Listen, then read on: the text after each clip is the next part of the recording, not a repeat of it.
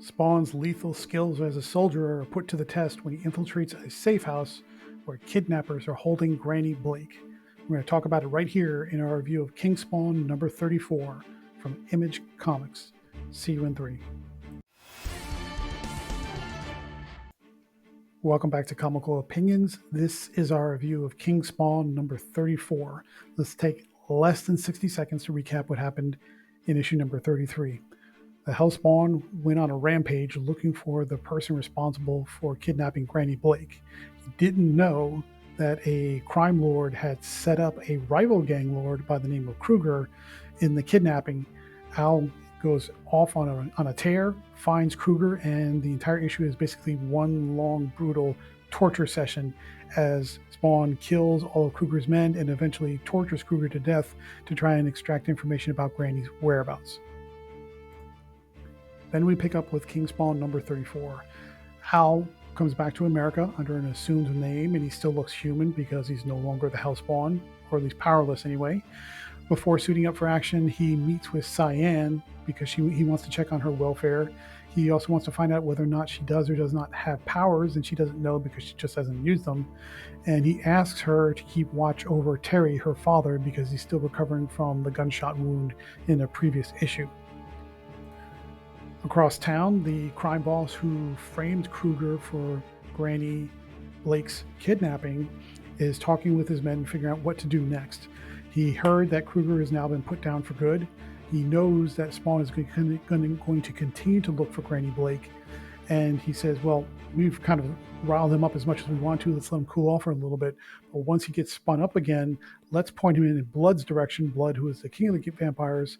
And that way, Blood will have something to do by fighting with Spawn, and that'll keep us out of everybody's purview so that we can continue to consolidate our base as the new crime lord in charge of everything.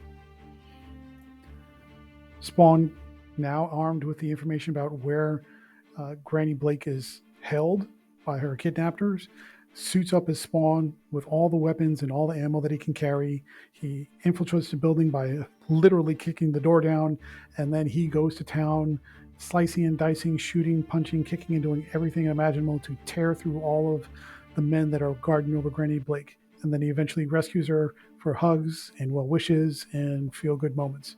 And that's it. That's the whole issue. It just ends right there.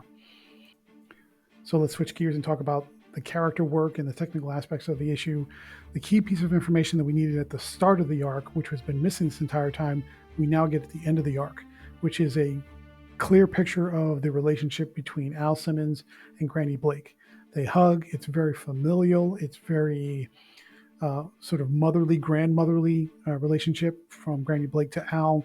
And so we needed that piece at the beginning of the arc so people, new readers who are jumping in, get an understanding of why Spawn is so obsessed with finding this old woman compared to everybody else in the city or the world that's in trouble.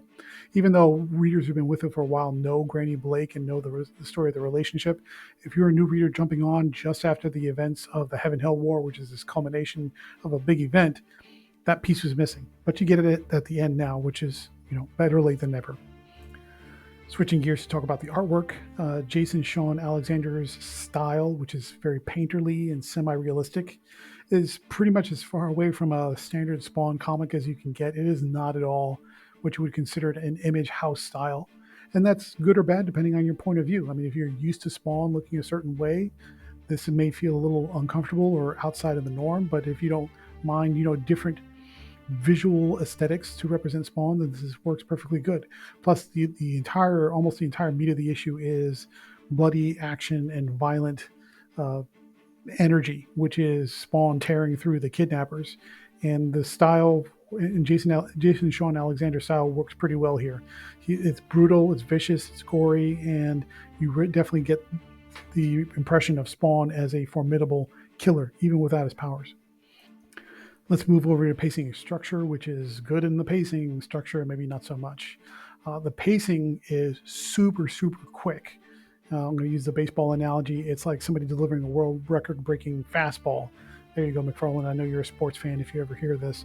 You get the wind-up, which is the prologue and the conversation with Cyan, and then the pitch, which is the action and the violence that carries you all the way through the rest of the issue. I mean, there's just really, it moves super, super quick for a standard size comic. On the flip side, when you talk about the structure, plot is barely there. It's almost non-existent. It's super, super thin. Spawn, or I should say Al, has his conversation with Cyan after he gets back to the United States. He suits up, and then it's just violence all the way through till he gets to the end and finds Granny, and now she's home safe and sound. That's it. It is the very bare minimum basic plot structure of a story. I mean, it almost doesn't qualify as a story. But because it's all it is, it's just one big long action sequence with a little bit of prologue in the beginning. So you get great pace, lots of great action, but if you're looking for anything deep or meaningful, you got to look elsewhere. So moving over to the thematic explorations and what is the main message of the story, that's just it. Because there's just so little plot or anything even approaching a plot is so super basic. There's really no themes or underlying messaging or ideas that you can latch onto. It's just basically how good is Spawn at being a killer, and that's really all you're going to get out of this. If you try to apply a higher level category, such as it's about family, or it's about revenge, or it's about good versus evil, I mean, there's not enough meat here to even qualify as one of those fundamental theme types. So it's a super, super basic story. So when we take a step back and look at where this series, where this title fits into the larger Spawn verse, it's still playing on the fallout from the Heaven-Hell War, where anybody who draws power from either heaven or hell is powerless, and there's nothing to do about that. However, Spawn pretty much does whatever he wants to do, and he kills whoever he wants to kill, and there's not much to stop him from doing that. However, in this series, you do get several references to Blood, who is the king of the vampires, which makes this title more closely aligned and integrated with the main Spawn title, where the conflict between Blood and Spawn is the main crux of that series right now. So these two feel linked. So you could almost consider King Spawn a side plot or a subplot to the main Spawn title, and with a very tight integration. Final thoughts: what do you think about King Spawn number 34 from Image Comics? You get a lot of grim, gritty, bloody action, but in exchange, you get a paper-thin plot that's just about kidnapping, rescue, and there's not much more to it. McFarlane gives readers exactly what they need. It's a basic story. It qualifies, but it is at the very minimum bar of what a story would be in a comic. And Jason Short and Alexander's style, which is very painterly, delivers good. They get the job done. I mean, there's not much meat to it, but they both technically get the job done. Therefore, we're going to give King Spawn number 34 from Image Comics a 7 out of 10. Let us know what you think in the comment section. Are you reading King Spawn, or is just reading the main Spawn title good enough for you? Do you like them as companion pieces or not at all? I want to hear your thoughts. Give us your opinions about that. Also, please like, share, comment, subscribe, and stay tuned through the outro for the next review.